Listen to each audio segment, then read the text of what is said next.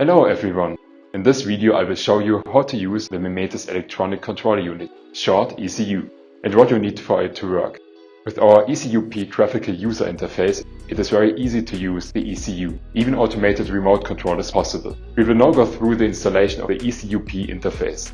But first, in the description below are all the important links like to our website, where you can download datasheets to our Python library and more. Let's go to the Memetis website and click on the tab Resource. Scroll down until you find the ECU-P interface and click Download. You can choose between Windows and Mac OS. I will show you how to install it on a Mac. After downloading it, click on the tab below or go to Downloads and click on the application to open it. Drag and drop the ECU-P interface into the folder application. Open the application by double-clicking. A notification will pop up when you open the application. Go to Settings and click on Security and Privacy. Now click on Open it anyway and a new notification will pop up. Click Open. To guarantee a smooth communication between the device and the USB, you need to install the BCP driver. If you already have it installed, this notification won't pop up and you can ignore this step. By clicking on Install Now, a new settings notification will show up. Like before, go to Settings and then Privacy and Security to install it.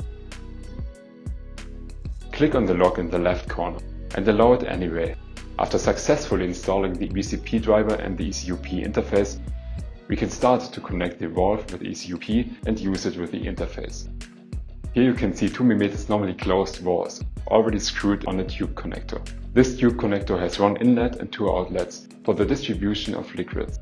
On the opposite side you can connect your tubing. We offer many different valve adapters. Find the perfect one for you in our valve adapter and manifold catalog. You can download the catalog as well on our website. Together with the valves, we provide cables to connect the valves with the ECU-P. Carefully connect the side of the cable without the pins with the pins on the valve side. Connect the other side with the pins to the ECU and the ECU to a power supply or your laptop.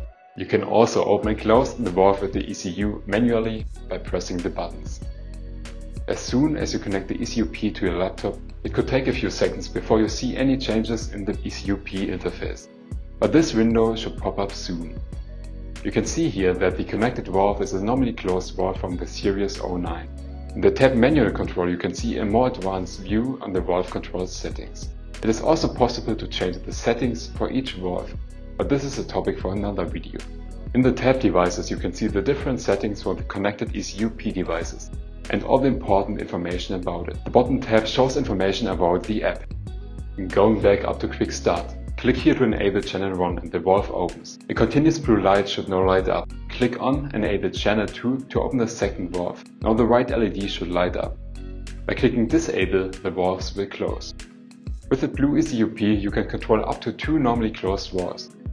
To control more valves you can connect further ECU-Ps, as many as you want. The interface automatically recognizes which type of ECU is connected. The black ECU-P from Memetis can control one bistable valve. You can connect the NC valve to the black ECU too, but you need to change the settings manually first. Each valve can be controlled separately. The manual settings now changed as well. Here you can see the live measurement data of the ECU-P2. By clicking Enable you see the values change. Here the voltage increases, for example. By clicking Disable, you can see how fast the values go back to zero. In the tab Devices you can see the different information on the ECUs, like with which type of USB it is connected to and how many outputs it has. Now you've learned how to install the ECU-P interface and how to use it. Reach out to us if you have any questions and stay tuned for the next video.